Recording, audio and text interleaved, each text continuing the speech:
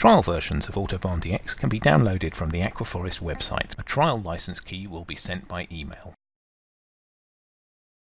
Installation is straightforward. Double-clicking the downloaded Autobahn DX installer file starts the setup wizard. Then you can just follow the instructions.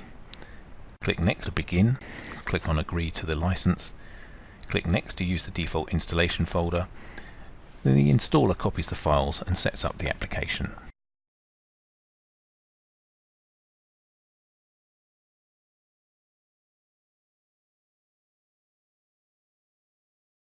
That is the installation complete.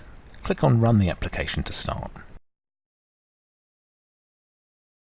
A dialog box will pop up requesting the license key. A trial license key will have been emailed to you. When you purchase the product, a permanent license key will be supplied to you. Copy the license key from the email, paste it into the box, and click on the Validate License Key button.